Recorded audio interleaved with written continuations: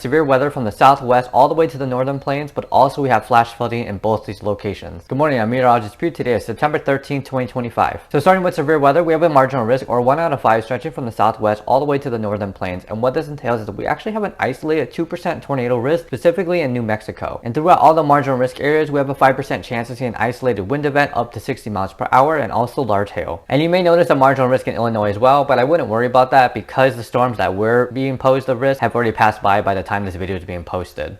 And we're just going to see some showers in places like Indiana, Kentucky, and Tennessee today. Now in terms of flash flooding, we have a slight risk, especially from the border of New Mexico and Texas and also North Dakota. Okay, so time frames of when this is all going to happen, starting with New Mexico, you guys already seen remnants of some showers this morning, and we're going to see a resurgence of a lot of cells around 12 p.m. Mountain Time, and that also includes Colorado as well. And by late evening, these storms are going to reach Texas and Oklahoma Panhandle around 7 to 8 p.m. Central Time. But those storms specifically will dissipate into the night. But for places like the high plains and eventually the northern plains, these storms are going to persist pretty much overnight and actually up until Monday. Because what's going to happen is we're going to have a low pressure that's going to develop and deepen from eastern Colorado, and it's going to travel northeastward into the northern plains. And this low pressure is going to have a lot of localized circulation, a lot of upward motion that's going to help aid the convection to produce these thunderstorms. And looking at the surface map, so we have that low pressure in eastern Colorado, but we also have a high pressure still around Louisiana and the Mississippi Valley. And so high pressures are clockwise flow, low pressure is counterclockwise flow. And so we still, just like yesterday, have that highway of moisture going all the way from the Gulf to the southern plains, to the plains, and all the way up to the northern plains. And at the backside of this low pressure in Colorado, looking around New Mexico, because we're going to have westerly winds and it's going to go downslope from the mountains, it's going to be bringing a little bit more drier air, which is going to cause this dry line.